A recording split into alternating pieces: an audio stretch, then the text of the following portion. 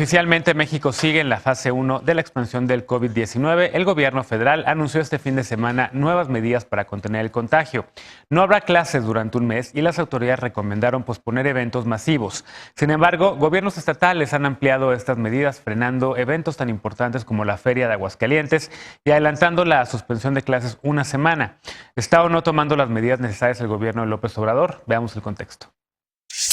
El 11 de marzo, la Organización Mundial de la Salud declaró una pandemia mundial por la expansión del COVID-19 en el mundo y pidió a los estados tomar las medidas necesarias para contener y mitigar los contagios. En México había 12 casos confirmados. El gobierno mexicano reiteró que estaba en una fase que ameritaba únicamente medidas preventivas como higiene, cuidado al estornudar y distanciamiento social. Este lunes se reportaron 53 casos confirmados, todos por importación, por lo que México se mantiene en la primera fase del contagio. La fase 2 consiste en dispersión comunitaria con cientos de casos y la tercera es epidémica, que alcanza miles de personas enfermas. Las autoridades prevén que la expansión de contagios podría llegar a la fase 2 a fines de marzo. Este fin de semana se informó la aplicación de nuevas medidas para mitigar la propagación del virus. Las clases se suspenderán en todos los niveles escolares a partir del 20 de marzo y hasta el 20 de abril. Esta semana habrá filtros sanitarios en las escuelas y los padres de familia deberán acreditar que sus hijas e hijos no tienen síntomas de la enfermedad. Además, se dejarán de realizar actividades no esenciales, aunque las autoridades señalaron que no es necesario declarar emergencia sanitaria y rechazaron suspender eventos masivos. En diversas entidades adelantaron la suspensión de clases y eventos como festivales y ferias. A diferencia de otros países, México no ha cerrado sus fronteras, pero la Administración Federal sugirió no hacer viajes internacionales y realizar labores desde casa, así como reprogramar eventos que prevean una asistencia mayor a las 5,000 personas. Punto y contrapunto. Bueno, primer tema de esta noche y seguramente a lo largo de la semana estaremos hablando mucho más del coronavirus. Y hoy nos acompaña por primera vez Sandra Barba, ella es editora. ¿Y cómo estás? Bienvenida. Hola, Genaro, muchas gracias. Desde hace muchos años leyéndote y finalmente gracias. Ya nos conocemos. Bienvenida. Sí, muchísimas gracias. Lisa Sánchez, directora general de México Unido contra la Delincuencia. ¿Cómo estás? Muy bien, tomando medidas de distancia social. De distancia social, ¿verdad? Ahorita los platicamos. Alfredo Lecona, activista y analista. ¿Cómo estás? Bien, muchas gracias. Buenas noches. ¿Haciendo compras de pánico? No, para nada. Eder Guevara, fundador de Morena y antropólogo. Querido, buenas noches. Saludando y dando abrazos. Por supuesto. Ahorita platicamos a ver cómo Besos lo y ves. mordidas. A ver, ¿por qué no empezamos contigo precisamente? Las medidas anunciadas por el gobierno de México ha estado, bueno, la Secretaría de Educación Pública sí salió ya este fin de semana, es decir, que se adelanta el periodo vacacional. No son vacaciones, es aislamiento tal cual, así lo han dicho, pero para fines prácticos, Semana Santa, digamos, adelanta, va a ser un mes entero. El gobierno de la Ciudad de México no suspendió este Vive Latino, como decimos al inicio, pero ya empiezan a tomar y a cancelar eventos con más de 1,000 personas. Sí. ¿Demasiado tarde? ¿Demasiado pronto? Yo creo que ni demasiado tarde ni demasiado pronto. Se han dado mucho seguimiento al proceso. ¿De qué depende? Pues de la manera en la que se infectan las personas. Hasta ahora todas las personas que han resultado infectadas con coronavirus en México, afectadas, han sido porque tuvieron que viajar al exterior y allá se contagiaron y llegan acá ya contagiados. Cuando eso de manera natural, por el contacto físico, comiencen los contagios en la comunidad, entraremos en fase 2 y entonces ahora sí viene un proceso de aislamiento social.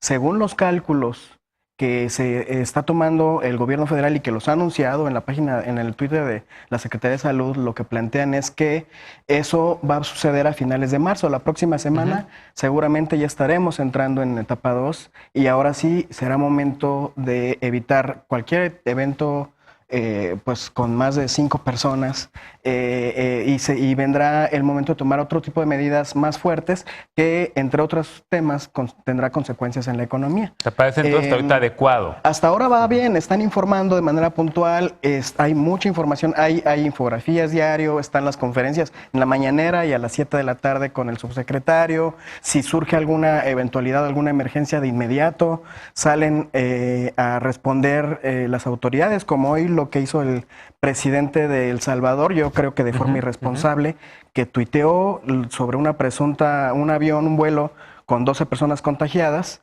y jamás, no se tomó la molestia de consultar primero con las autoridades mexicanas. Es una irresponsabilidad, como lo que sucedió también ayer con la prensa carroñera, que pareciera que están esperando que haya un deceso para cargarle todo a la 4T. Se vale equivocarse. Se vale... ¿Te refieres por que se anunció el fallecimiento de un empresario? Sí, ¿no? lo del señor José Curi, que no murió, que por suerte sigue vivo, aunque está grave de salud. Sí. Se vale equivocarse y se corrige ya, pero si fue un error, ¿por qué tenía ya una pila de tweets y una bola de bots esperando para pegarle a la 4T? Y hay un fenómeno que me parece muy interesante, que tiene que ver con la globalización tal cual. Sí. En redes sociales, en Instagram, por ejemplo, estamos viendo campañas en España, por ejemplo, en donde que están en otra etapa de aislamiento, ahí sí ya en sus casas totalmente, y mucha banda que sigue eso cree que nosotros ya deberíamos estar tomando esas medidas cuando todavía no estamos en ese momento. Claro. Todavía ni cerramos. Tenemos unos fronteras. minutitos más porque seguramente es el único que va a tener puntos de defensa a las acciones del gobierno. ¿Cómo lo estás viendo tú, Sandra? Las medidas que se han anunciado. Dice Eder que mucha información. Ayer CONADE puso una infografía que contradecía todo lo que se había anunciado por parte de Salud. Bueno, yo que más bien soy editora y me dedico a ver precisamente cuánta información hay en el público, a mí me parece que sí ha habido vacíos de información importante, ¿no? La población, por ejemplo, quiere saber si hay insumos, por cuántos kits para detectar coronavirus, ¿no? Ahora, pruebas, ¿no? Sí, ahora está muy de moda decir que, bueno, porque el presidente lo anuncia en su mañanera, ya todos sabemos. Pero bueno, la verdad es que imagínense que la OMS hiciera eso, ¿no? Ahí ve un video de 1 hora y ahí en ese video de 1 hora eventualmente te enterarás cuántas pruebas hay. Eso me parece que no es un manejo transparente y responsable de la información. Deberíamos de tener mucho más acceso rapidísimo y eficiente en una página. ¿Cuántos insumos hay? ¿Cuántas pruebas? ¿Cuántas van a haber? ¿Cuántas se compraron? ¿En cuánto tiempo llegan? ¿Cuántas camas? ¿Cuántos ventiladores? ¿Cuántos trajes? Porque de verdad el gasto que se tiene que hacer es enorme, ¿no? Entonces creo que ahí hay un problema de información y también de coordinación. ¿Y el de las conferencias en la tarde todos los días? Yo creo que hay dos López-Gatell. Creo que hay un López-Gatell cuando él actúa solo, en donde parece más ecuánime y presenta la información, digamos, de manera más puntual, no completa, tampoco me encanta su participación. Y hay un López-Gatell con Andrés Manuel López Obrador, que más bien lo veo respondiendo a lo que el presidente quiere que diga. Por ejemplo, hoy, en vez de responder a una pregunta que es si el presidente cancelará las giras, que es una pregunta importante periodísticamente y a nivel de salud también, más bien lo puso a responder si en ocasiones anteriores la corrupción había sido rampante, ¿no? Entonces, ahí hay un mal manejo de la información, digamos, por parte del gobierno y también falta de coordinación. Si me puedo extender un poquito más. El ministro Cosío lanzó un tuit que a mí me pareció muy importante, hablando del Consejo General de Salubridad, que debería reunirse, porque es una institución que tenemos, pero bueno, le falta presupuesto, no se reúne. Si ese consejo se reuniera, pues dictaría medidas para toda la federación. Y veríamos menos problemas de coordinación, como lo que estamos viendo ahora, que según yo confunden a la población. Porque luego uno dice, pues ojalá yo viviera en Yucatán, donde ya cancelaron todo, ¿no? ¿Cuándo me va a tocar a mí? Entonces yo quisiera esa coordinación federal. Lecona, a ver, en efecto lo que menciona Sandra creo que es importantísimo. Ha habido descoordinación, ha habido algunas fuentes informativas, sobre todo de autoridades que están poniendo algunas cosas que contradicen en efecto lo que se dice en las mañaneras o que contradicen lo que se dice en las conferencias de la noche.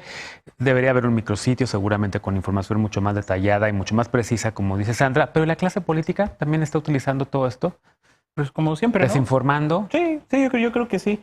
Mira, a mí me gusta cómo está diseñado de hecho el programa de hoy porque nos da pie para hablar primero de cosas que creo que como personas públicas, personas que tenemos acceso a medios de comunicación, debemos responsablemente llamar a la información, llamar al no pánico, usar datos reales y claro que está el espacio como para la grilla, que se me hace más como del segundo bloque, ¿no? Y desde luego no abandonar los temas del país como lo de transparencia que hablaremos en el tercero. Y en ese sentido, yo quisiera ubicar primero como puntos de coincidencia. O sea, las autoridades de salud en el mundo y en México, y desde el primer momento López-Gatell ha reconocido que no es si nos va a llegar o no, es nos va a llegar y tenemos que estar listos. Ya está aquí. Y creo que ahora hay que empezar a dimensionar la magnitud de esto. Hoy escuchaba en la mañana al doctor... Oscar Franco, epidemiólogo de la Universidad de Harvard, que está creo que en Suiza, diciendo que alrededor de 150 millones de personas potencialmente podrían morir a consecuencia de esto en un periodo de 1 o 2 años. O sea, esta es una crisis que nos va a llevar entre 1 y 2 años. Lo importante, y es donde están todas las coincidencias, es la famosa curva exponencial.